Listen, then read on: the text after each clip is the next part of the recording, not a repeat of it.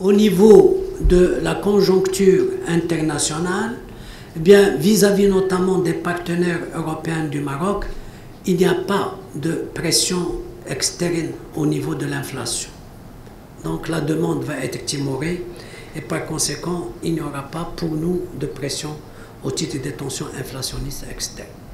Alors au point de vue interne, les chiffres qui ont été publiés par le HCP ont montré quand même au cours du deuxième trimestre une décélération des secteurs non agricoles.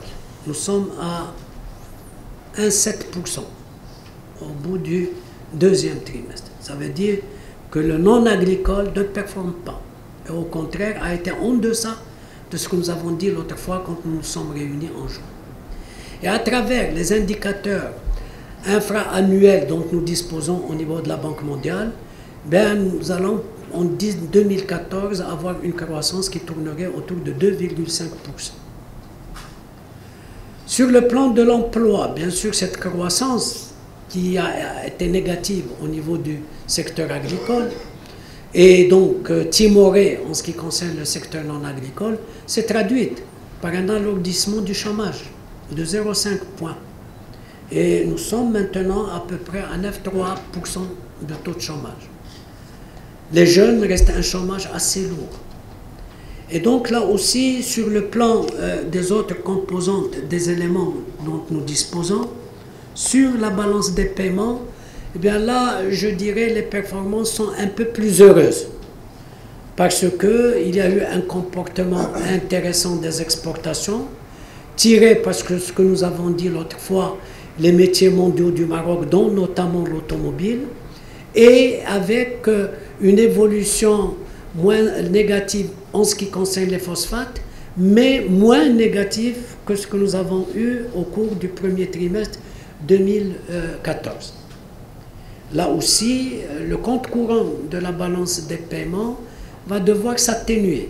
Il passerait pour nous, à travers les différentes données dont nous disposons, il passerait de 7,6 à 6,7. Un compte courant qui l'année dernière a fait 7,6% de déficit, il passerait à 6,7% de déficit. Comportement, je dirais, assez positif du tourisme.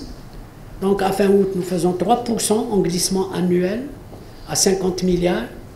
Et également des MRE, mais les MRE se stabilisent à 50 milliards, mais déjà le mouvement négatif qui existait a commencé à s'estomper.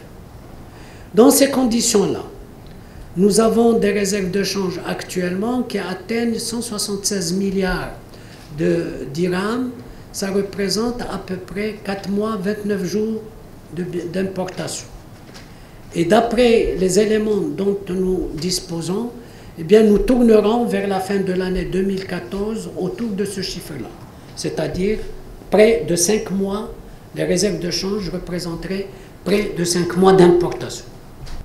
Alors, dans la mesure où, d'un côté, la croissance est atone, 1,7, et donc globalement, elle tournerait autour de 2,5. Dans la mesure où il n'y a pas sur le plan budgétaire, je dirais, de raison de ne pas retenir l'objectif de 4,9 pour la fin de l'année. Dans la mesure aussi où les réserves de change vont se maintenir autour de 5 mois d'importation, et dans la mesure où le crédit bancaire n'a pas décollé de façon importante, le conseil de la banque a décidé de baisser le taux directeur de la Banque centrale d'un quart de point et de le ramener de 3 à 2,75. Rappelez-vous que dans notre réunion de juin, il y avait déjà les prémices un petit peu de ces éléments-là.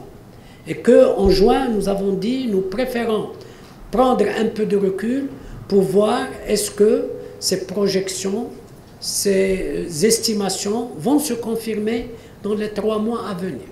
Eh bien, dans les 3 mois à venir, nous avons estimé que ce sont des estimations et des projections qui se confirment, avec même des améliorations, notamment du côté des réserves de change.